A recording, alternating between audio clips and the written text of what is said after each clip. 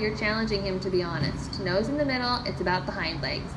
This is how we make a Grand Prix horse. Good, make him think stretch in the neck. Yeah, that's right, stretching but no bending. Yes, good boy. Pet him and just post. Pet him and post. Good, one more time off the right leg and then that's enough.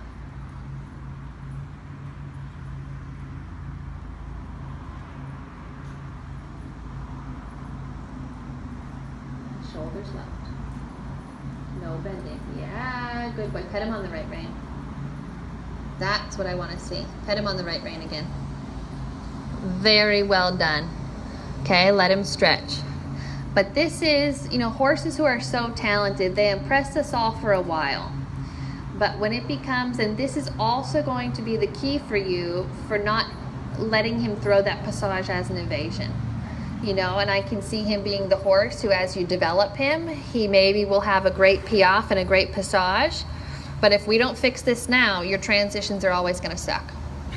He's going to get stuck in the piaffe, and then he's going to leap into the big passage. You know, because he's kind of jumping out of that place where you make him use his hind leg. Does that make sense? These horses who are talented for a lot of things will be very clever about impressing us with the things they think we want. And then you actually start doing, I mean, this is just a leg yield. But what it's going to be for you in the future is a big scopy half pass. But if he's always saying, oh, look how much I can bend and go sideways, aren't you impressed? And if we're too impressed with that, we overlook that he's really not engaging and over his back. That in fact, he's just trotting very crookedly sideways. Okay? And there's no reason with a horse this quality that you have to take that. It's like if you get a 7 for a half pass, you should be kind of irritated. I mean, really, because he's capable of more. But only if you challenge him in this way.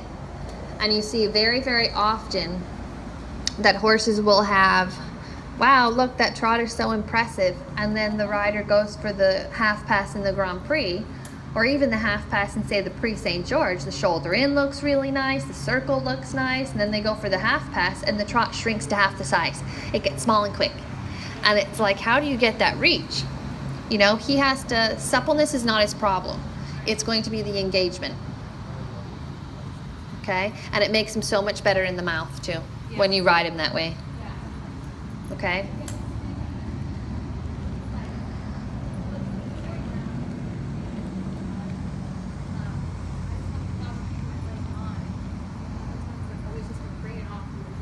Right.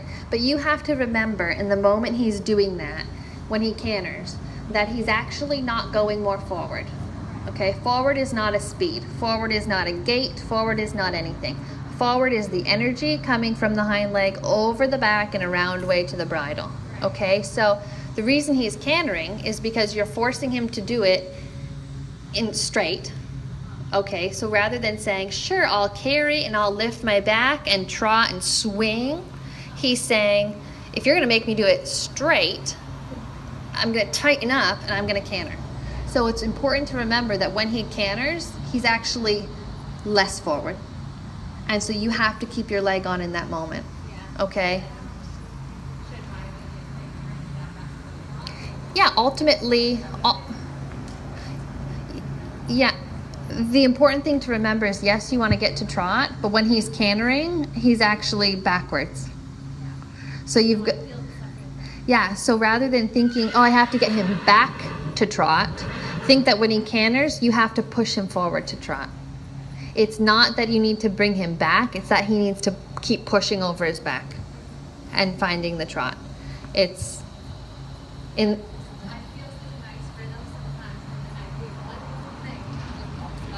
Yeah, but you have to remember, you know, is he training you or are you training him? I always feel like if the horse tells me, oh, you know what, don't touch my left rein, because if you do, I'm going to do a flying change to counter canter. So you say, okay, no problem, I won't touch your left rein. And that's cool in the test for when you have to get points. But if they say to you, you can't touch my left rein, or you can't leg yield me with no bend, if ever a horse tells you that you're not allowed to do something, then you have to train that thing. because he's not allowed to take away any choice that you want to make, because you're going to need that someday. And, you know, it's going to be the whole foundation for you building a passage with the legs under. We see so often the passages that hop side to side, or the piafs that do that. And you see a lot of lack of transitions because the horses don't ever come under themselves to the bridle. And it's even more tricky with a horse who's flexible.